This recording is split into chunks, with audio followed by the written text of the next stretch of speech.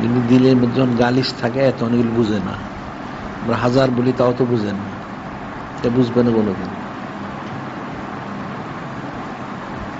এই জন্য আমরা উদাহরণ দিই, একটা ইস্তেঞ্জাখানা, খোলা ইস্তেঞ্জাখানা, ওখানে ময়লায় ভরা, ওটার মধ্যে যদি 1 ড্রাম আতর গোলাপ ঢেলে দেওয়া হয়, প্রথম কিছু সুঘ্রাণ বের হবে, পরে কিন্তু আবার দুর্গন্ধটাই বের হবে। এটা কখনো সেখানে সুঘ্রাণ বের হবে না। তো অন্তরে গালি যে পরিপূর্ণ, যতই কোরআন হাদিস তার মধ্যে ডালা হোক না কেন, একটু তাসির হলে পরবর্তী তার হাকিকতটা আবার জাহির হয়ে যায়, তার কুফরিটা প্রকাশ পায়, তার যে গালিজ দুর্গন্ধগুলি এগুলি প্রকাশ পায়। যেন কোরআন হাদিস রয়ে গেছে ওনাদের পবিত্রতা সম্পর্কে আল্লাহ স্পষ্ট বর্ণনা করেছে, নূরে মুজাসসাম হাবিবুল্লাহ হুজুর পাশে বর্ণনা করেছেন, তারপরে তারা ওনাদের উপরে চুচারা কিলোগাল করে, নাউজুবিল্লাহ। বিষয়টা তো কঠিন।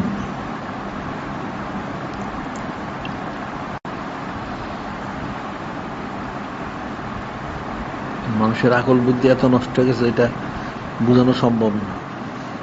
বালহুম আদাল বলছেন, জারান্নালি জাহান্নামা কাসীরাম মিনাল জিন্নি ওয়াল ইনস, অনেক জিন ইনসান তৈরি হয়েছে জাহান্নামের জন্য। অন্তর থাকবে বুঝবে না, চক্ষু থাকবে দেখবে না, কান থাকবে শুনবে না। এরা কারা? আল্লাহ প্রথম এরা পশুর মতো, পশু নির্বোধ। কিন্তু পশু তো জিকির করে, এরা জিকির করে না। আল্লাহ বললেন উলাইকা বালহুম আদাল, পশুর থেকে এরা অদম, আসলে নির্বোধ। উলাইকুমুল গাফিলুন, তারা গাফিল। পশু তো জিকির করে, আর এই সমস্ত গোমরা লোকগুলি তো জিকির থেকে গাফেল।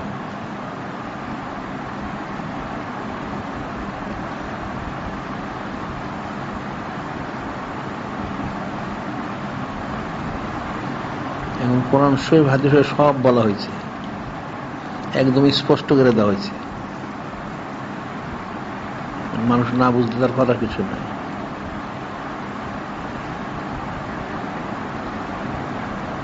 আশ্চর্যের বিষয়টা, কোন আল্লাহ স্পষ্ট বর্ণনাদের পবিত্রতা বর্ণনা করা হইল, আর মানুষ এর বিরুদ্ধে বলে নাউজুবিল্লাহ। আবার আর কত হইলে গাফেল আর জাহিল, ওই জাহিলগুলির দলিলগুলি পেশ করে, নাউজুবিল্লাহ।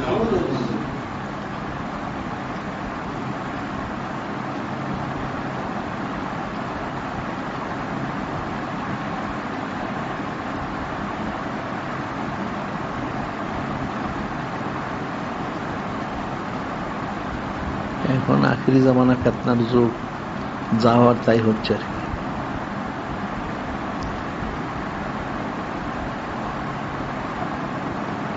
সাধারণ লোক তার পড়ালেখাটা করে না, আর যারা আলেম দাবি করে এরাও পড়ালেখা করে না, এরা মূর্খ। এগুলো ওই বখর ধরে নিয়ে সাপ পুঁথিগত বিদ্যা এটা পড়ে, এরপর তার কিছু পড়ে না। মনে করো অনেক কিছু শিখছে, আসলে তো জানে না কিছুই।